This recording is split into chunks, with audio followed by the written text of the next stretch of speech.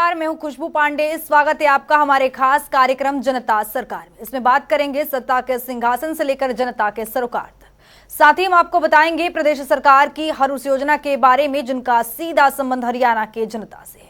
जो योजनाएं प्रदेश के विकास को नई गति प्रदान करेंगी और हरियाणा की जनता का चहुमुखी विकास भी करेंगी, ताकि प्रदेश की जनता तरक्की की राह पर आगे बढ़े और हरियाणा प्रदेश निरंतर उन्नति की नई ऊंचाइयों को छूता हुआ प्रगतिशील रहे। तो अगले 30 मिनट तक बने रहिए हमारे साथ और देखते रहिए जनता सरकार।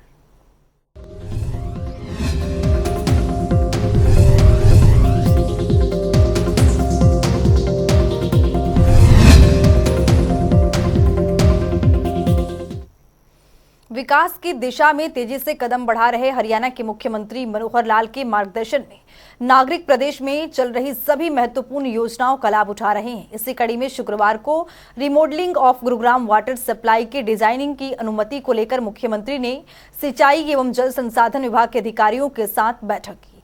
बैठक के दौरान मेवात फीडर पाइपलाइन परियोजना के कंसेप्ट को लेकर प्रेजेंटेशन प्रस्तुत कर विस्तार से चर्चा की गई। देखिए।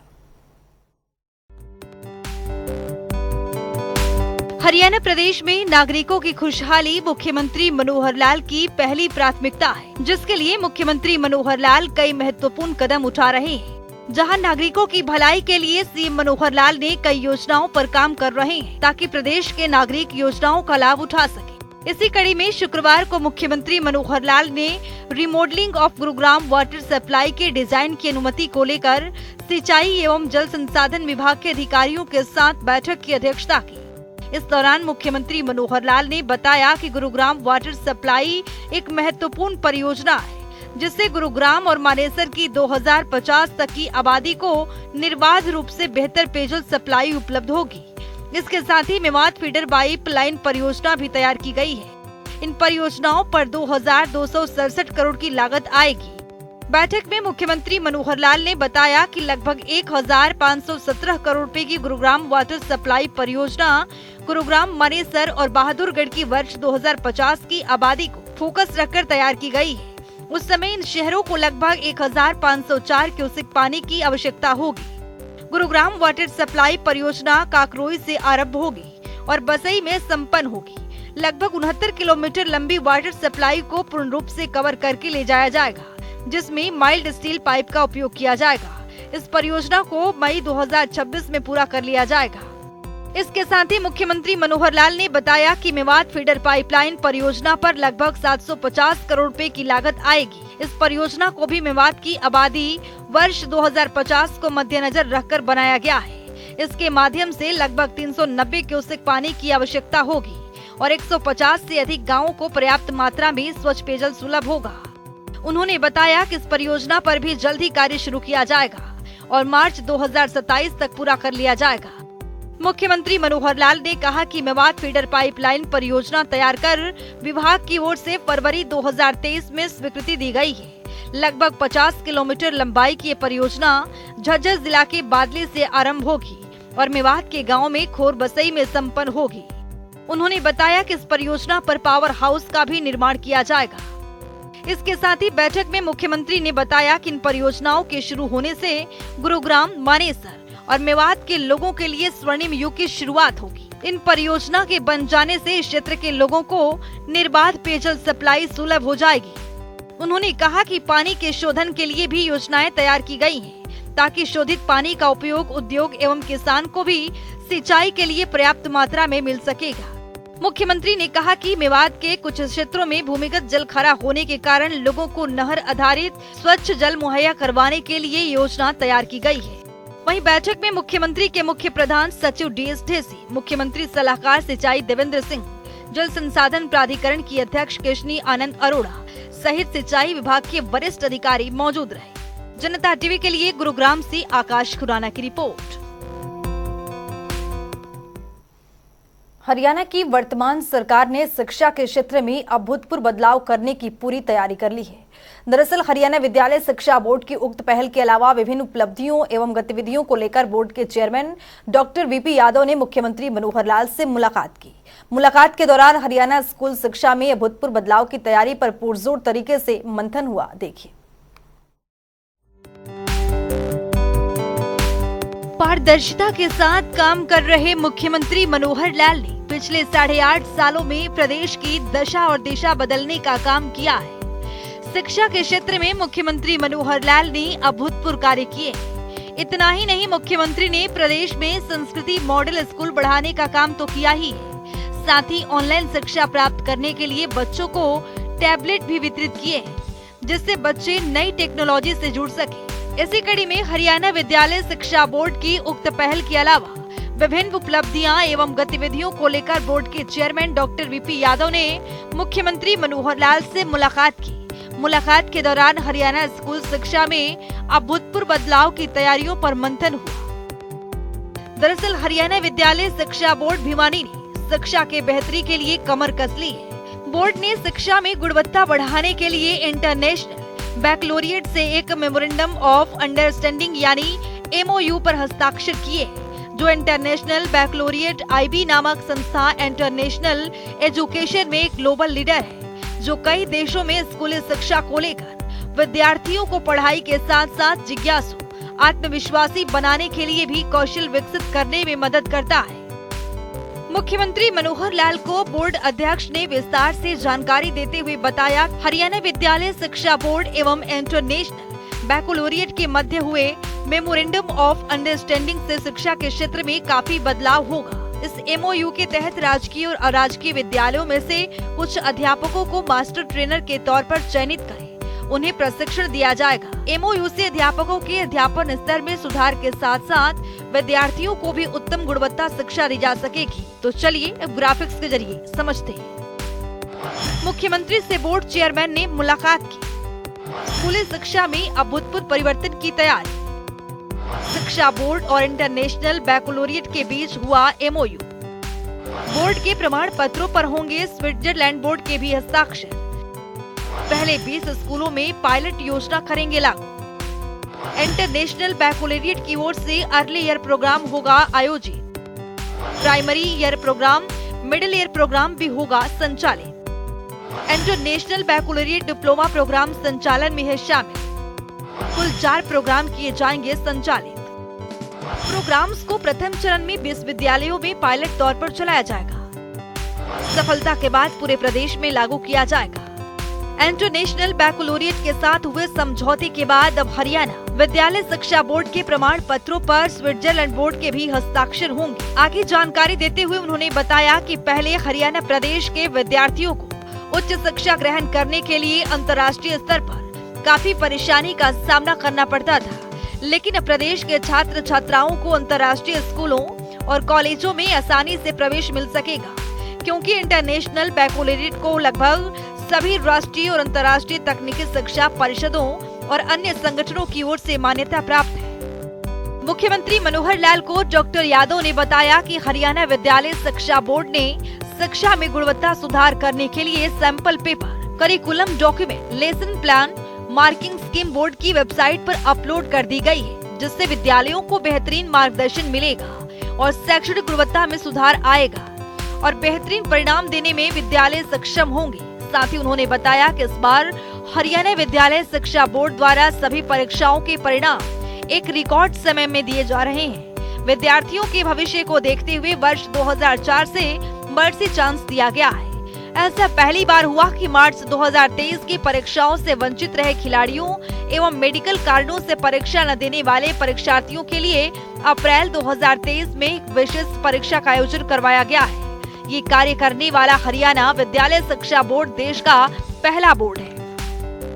मुख्यमंत्री मनोहर लाल ने कहा कि शिक्षा बोर्ड में कार्यरत सभी अधिकारी कर्मचारियों के हितों को ध्यान में रखते हुए एवं उनकी समस्याओं के निदान के लिए जनवरी महीने से सीधा संवाद कार्यक्रम की शुरुआत की। ये कार्यक्रम प्रत्येक माह के द्वितीय शुक्रवार को किया जा रहा है। इस संवाद कार्यक्रम में सभी की समस्याओं का निदान किया जाता है। बोर्ड में कार्यरत अधिकारी कर्मचारियों की जितनी भी पदोन्नति दे थी वो कर दी गई है। हरियाणा सरकार डिजिटल शिक्षा के साथ साथ मूल्य आधारित शिक्षा देने पर भी विशेष जोर दे रही है। इससे बच्चों को भारतीय मूल्यों और समृद्ध संस्कृति का ज्ञान होगा। बच्चे ऐसी शिक्षा प्राप्त कर जहां भी जाएंगे वहीं वे भारतीय संस्कृति के अनुसार आचरण कर सदाचारी एवं चरित्रवान बनेंगे। ब्यूरो रिपोर्ट, जनता टीवी। हरियाणा के शिक्षा मंत्री कंवरपाल गुर्जर से जनता टीवी ने खास बातचीत की है। इस दौरान शिक्षा मंत्री कंवरपाल गुर्जर ने जानकारी देते हुए बताया कि सुपर 100 और बुनियादी कार्यक्रम के अच्छे नतीजे आ रहे हैं। साथ ही प्रदेश में 400 बच्चे ऑफलाइन जबकि 200 बच्चे ऑनलाइन सुपर 100 से जुड़े हुए हैं। सुनिए। हरियाणा के बच्चों को बुनियाद और सुपर 100 से काफ़ी फायदा हो रहा है। इस बार भी सुपर 100 के काफ़ी अच्छे नतीजे आए हैं। हरियाणा के शिक्षा मंत्री कंवरपाल गुर्जर वीरवार को रेवाड़ी पहुंचे थे और सुपर 100 के लिए एक आज जो स्कूल है उसमें एक शिलान्यास करने के लिए आज जो वो शिक्षा मंत्री रेवाड़ी पहुंचे थे। सर, ये सुपर 100 जो है इसके काफ़ी सुखद नतीजे आ रहे हैं लगातार पिछले 2 साल से अगर हम बात करें तो। ये आपका रेवाड़ी में कार्यक्रम था सर, किस तरीके से आप सुपर 100 को आगे बढ़ा रहे हैं और रेवाड़ी में जो आपने एक शिलान्यास किया है उससे किस तरह से सुपर 100 के बच्चों को फायदा हुआ? वहाँ एक बिल्डिंग थी और वो बिल्डिंग में वहाँ इस प्रकार से वो आराम से सारा काम कर सकते हैं, क्योंकि हमने अभी संख्या बच्चों की बढ़ा दी। जब हमने शुरुआत की तब 100 बच्चे थे। हम 100 बच्चों पे इसका नाम इसलिए सुपर 100 था क्योंकि 100 बच्चों से हमने इसकी शुरुआत की थी और धीरे धीरे उसके परिणाम बहुत अच्छे हैं। पहली बार जहाँ उसमें केवल 26 बच्चे आए थे, अगली बार 29 बच्चे IIT में गए और हमारे 26 बच्चे MBBS में गए।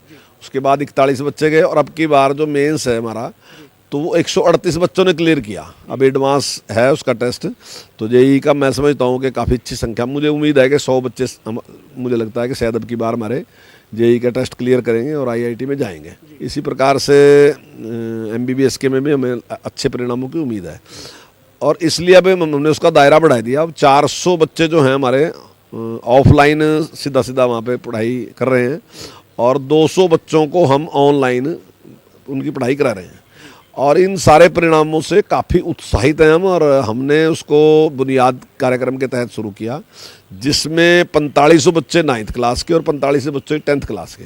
हम उनके 4 पीरियड लेते हैं, 4 पीरियड दोनों उनके 9th क्लास के भी और 10वीं क्लास के भी, और उनके 2 पीरियड वहाँ स्कूल में भी उसी हिसाब से लिए जाते हैं। तो मैं समझता हूँ कि उनको एक दिशा मिल रही है कि किस दिशा में उनको आगे बढ़ना। और बच्चों में खूब प्रतिभा है, कोई प्रतिभा की कमी नहीं, केवल उनके अभिभावकों के पास संसाधनों की कमी थी।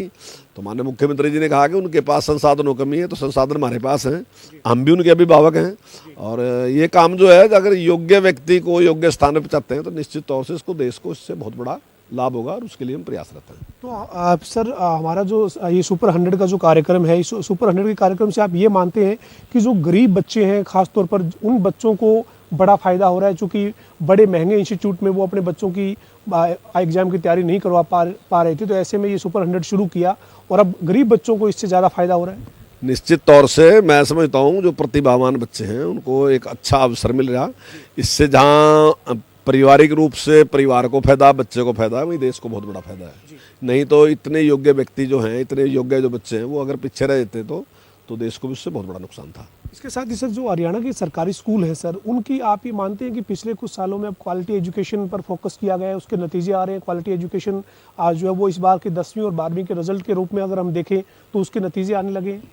निश्चित तौर से उससे लाभ मिल रहा है और अभी आप देखेंगे जैसे हम टीचरों की भर्ती करने लग रहे हैं तो 20,000 टीचरों की भर्ती हम करने लग रहे हैं। हमें TGT में भी 6400 से ज़्यादा बच्चे 6400 से ज़्यादा टीचर हम भर्ती कर रहे हैं और PGT से भी 4400 से ज़्यादा भर्ती कर रहे हैं। SKRN से भी हम 9000 की भर्ती कर रहे हैं और इतने टीचर जिस टाइम ये सारे हमारे पास आएंगे तो निश्चित तौर से और भी सुधार होगा। और अभी मैं आपको एक सुनाना चाहता हूँ कि मेरे पास एक आप काफ़ी पढ़े लिखे इंजीनियर थे, वो इंजीनियर हैं वो और बड़े आदमी हैं, खूब संपन्न व्यक्ति हैं। पत्नी जो है उनकी SMO है, डॉक्टर है, MBBS। तो वो मेरे पास इस बात के लिए आई थी कि आप मेरी बेटी को इसमें कोचिंग करा दो, सुपर 100 में कोचिंग करा दो। तो मैंने कहा बहन जी इसमें तो हम केवल सरकारी जो बच्चे हैं उनको कराते हैं, आप तो अलग स्कूल में पढ़ रहे हैं तो हम उसमें करा सकते। मैं उदाहरण के लिए कह रहा कि धीरे धीरे ले रहे हैं। हाँ, जो संपन्न वर्ग था जिसने बिल्कुल सरकारी स्कूल को बिल्कुल इग्नोर कर दिया था, अनदेखी कर दी थी उसकी कि यहाँ कोई लेना देना नहीं है उसका, ये तो केवल गरीबों के लिए है, तो आज ऐसा संपन्न वर्ग भी उस दिशा में बढ़ रहा है और हमारा प्रयास यही है कि सब लोग उसमें आने चाहिए। सर, एक नेता विपक्ष पूर्व मुख्यमंत्री भूपेंद्र सिंह हुड्डा चंडीगढ़ में प्रेस कॉन्फ्रेंस कर रहे थे, वो सवाल उठा रहे थे कि हरियाणा सरकार ने, शिक्षा विभाग ने कोर्ट में एक एफिडेविट दिया है जिसमें ये कहा है कि 539 लड़कियों के स्कूल में शौचालय नहीं है, स्कूलों की बिल्डिंग की जर्जर हालत है। इस मामले में क्या आप किस तरह से आगे बढ़ रहे हैं सर? स्कूलों के इंफ्रास्ट्रक्चर को लेकर क्या काम कर रहे हैं? मैंने इसका पूरा आंकड़ा नहीं लिया, नहीं मैंने इसकी जानकारी ली। शायद उन्होंने कोई पत्रकार वार्ता में कुछ भी बात कही जा सकती है, लेकिन हम प्रयासरत हैं कि कोई भी स्कूल, उसमें 6 चीज़ें हैं। हरियाणा का कोई भी स्कूल ऐसा नहीं होना जिसमें 6 चीज़ें हमने निश्चित कर दी। स्कूल का रास्ता, स्कूल की चारदीवारी, पीने का पानी, शौचालय और ड्यूल डेस्क और प्लेग्राउंड, उसका साफ़ सुथरा और प्लेन, मतलब उसकी लेवलिंग करानी। और अगर कोई किसी प्रकार की बिल्डिंग में कहीं गड़बड़ है तो छत चित्ती है कुछ, उसको भी हम ठीक करने का काम कर रहे हैं। तो ये हमने सबके लिए ज़रूरी कर दिया और हमने 27 ब्लॉक में इस काम को कर भी लिया। जो सिविल वर्क था 27 ब्लॉक में वो काम किया, 27 ब्लॉक में ड्यूल डेस्क का काम किया हमने, और वो हमने काम कंप्लीट कर लिया। और आने वाले 1 साल में इसको सारे स्कूलों में इसको लागू कर रहे हैं। हम वो पैसा सीधा एसएमसी को दे रहे हैं, एसएमसी ताकि जल्दी से जल्दी सारे काम को करवा ले। मैं समझता हूँ कि शायद ये पहला ही ऐसा एक वो होगा जहाँ किसी सरकार ने इतनी बड़ी धनराशि सीधी एसएमसी को दी हो और उनकी देखरेख में काम रहा हो। हमारे साथ हरियाणा के शिक्षा मंत्री कंवरपाल गुर्जर है, बात कर रहे थे, जिन्होंने कहा कि शिक्षा के स्तर को सुधारने के लिए हरियाणा में कई प्रयास किए गए हैं और खासतौर पर जो सुपर 100 और बुनियाद कार्यक्रम है उसके काफ़ी अच्छे नतीजे सामने आ रहे हैं और इसका फ़ायदा जो है वो गरीब परिवार के जो बच्चे हैं उनको मिल रहा है। और गरीब परिवार के बच्चे जो महंगे इंस्टीट्यूट में कोचिंग नहीं ले सकते थे वो कोचिंग लेकर अब आगे बढ़ रहे हैं, बड़े कम्पिटिटिव एग्जाम जो है वो क्वालिफाई कर रहे हैं। वीडियो जर्नलिस्ट विजेंद्र सिंह के साथ पवन सिंह और जनता टीवी, चंडीगढ़। मुख्यमंत्री मनोहर लाल के कुशल मार्गदर्शन में प्रदेश के नाम कई बड़े उपलब्धियां शामिल हैं। तो आइए आपको ग्राफिक्स के जरिए दिखाते हैं।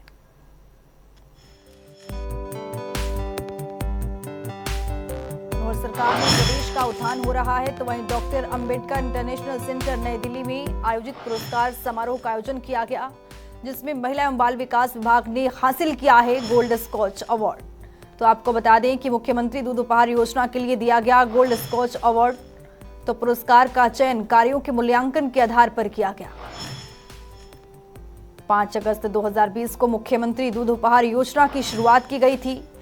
तो मुख्यमंत्री मनोहर लाल ने मुख्यमंत्री दूध उपहार योजना की शुरुआत की थी। योजना का उद्देश्य बच्चों, माताओं के स्वास्थ्य और पोषण की स्थिति में सुधार लाना है। प्रत्येक लाभार्थी को साल में 300 दिनों में 200 ml प्रतिदिन दूध उपलब्ध करवाया जा रहा है। प्रोटीन, कैलोरी, मैग्नीशियम और कैल्शियम सहित सूक्ष्म पोषक तत्वों का एक समृद्ध स्रोत है, जो बच्चों के स्वास्थ्य और पोषण की स्थिति में सुधार करने में सहायता करता है। लगभग 9 लाख बच्चे और 3 लाख गर्भवती माताएं लाभान्वित होती हैं।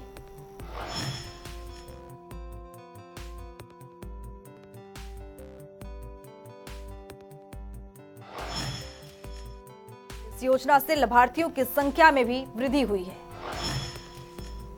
मापदंडों की पोषण स्थिति में सुधार किया गया है। तो वहीं जूनियर एशिया कप 2023 के रोमांचक फाइनल मुकाबले में भारत की जूनियर हॉकी टीम ने पाकिस्तान को हराकर खिताब अपने नाम किया है। इसी कड़ी में हरियाणा के मुख्यमंत्री मनोहर लाल ने ट्वीट कर शुभकामनाएं दी हैं। तो देखते हैं ट्वीट में सीएम ने क्या लिखा है। मुख्यमंत्री ने अपने ट्वीट में लिखा है, शानदार जीत, भारत की जूनियर हॉकी टीम ने पाकिस्तान को मात देकर जूनियर कप 2023 अपने नाम किया है। इस बड़ी जीत के लिए मैं टीम के सभी खिलाड़ियों को ढेर सारी बधाई एवं शुभकामनाएं देता हूं। मुख्यमंत्री ने अपने ट्वीट में आगे लिखा है, भविष्य में भी आपकी विजय यात्रा यूं ही जारी रहे, ऐसा मेरा आशीर्वाद है। ट्वीट के जरिए खिलाड़ियों को मुख्यमंत्री ने आशीर्वाद दिया है। तो चलिए अब जान लेते हैं कि आज के इस सवाल का विजेता कौन है।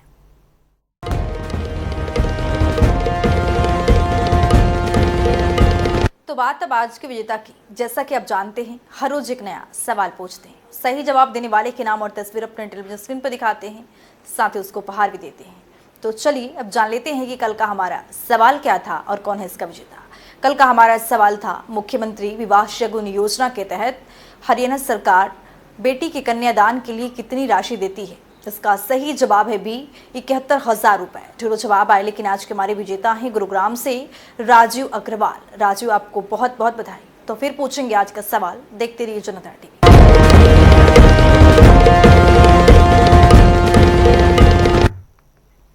तो वक्त हो गया है आज की मुलाकात का। आज की मुलाकात में हम हर दिन नए शख्सियत से आपको रूबरू कराते हैं, उनके कार्यप्रणाली पर बारीकी से नजर डालते हैं, जानते हैं उन तमाम योजनाएं जो बनी है हरियाणा की जनता के लिए।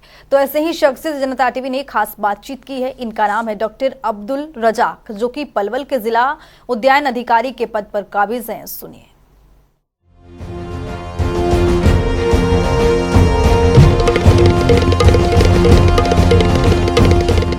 किसानों को भावांतर भरपाई के बारे में बताना चाहूँगा कि भावांतर भरपाई योजना पूरे देश में हरियाणा सरकार द्वारा बनाई गई अनूठी योजना है, जिसमें किसानों को बहुत ज़्यादा लाभ होता है।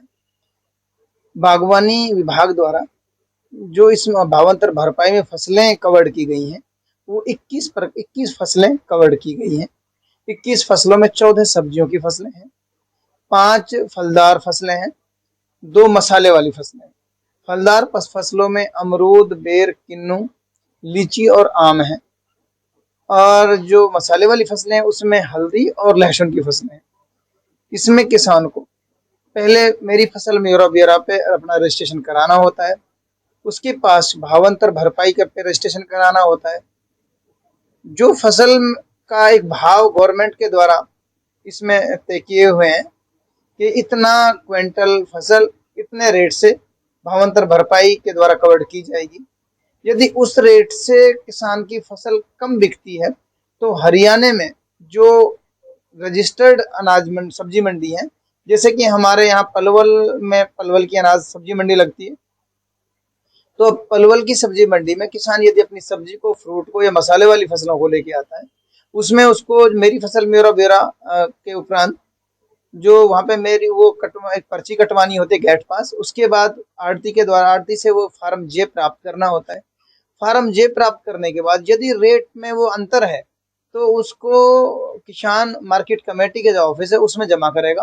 मार्केट कमेटी के द्वारा मार्केटिंग बोर्ड के द्वारा जो उसका बीच का अंतर है उसका वो फार्म जे के द्वारा जो उसको काटा गया, उससे मार्केटिंग जो बोर्ड है उसके द्वारा किसान का जो भावांतर भरपाई के बीच का अंतर है उसको उसके खाता जो उसकी ने मेरी फसल मेरा ब्यौरा पे अपना खाता अनुदान के लिए रजिस्टर्ड कराया था, उसमें उसके जो अनुदान राशि है, जो भाव का बीच का अंतर है, वो उसमें सीधा उसके खाते में ट्रांसफर कर दिया जाता है। मेरा किसानों से इस बारे में ये अपील है कि जो भी किसान बाग लगाए, सब्जी लगाए, वो मेरी फसल मेरा ब्यौरा करने के उपरांत अपना भावांतर भरपाई योजना पे अपना रजिस्ट्रेशन अवश्य कराए, ताकि यदि उसका भाव में कुछ अंतर आए तो उसको सरकार द्वारा दिया जाने वाला लाभ वो उसको मिल सके।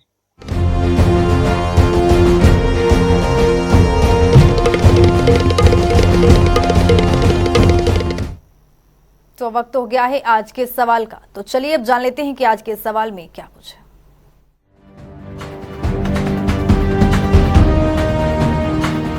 हर रोज की तरह हाजिर हूं आज का सवाल लेकर। जैसा कि आप जानते हैं, हर रोज एक नया सवाल पूछते हैं और सही जवाब देने वाले के नाम और तस्वीर अपने टेलीविजन स्क्रीन पर दिखाते हैं, साथ ही उसको उपहार भी देते हैं।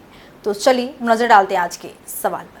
हरियाणा कृषि यंत्र योजना की शुरुआत कब की गई थी? ए साल 2019, बी साल 2022, सी साल 2018, डी साल 2015। तो दीजिए सही जवाब और बनिए विजेता।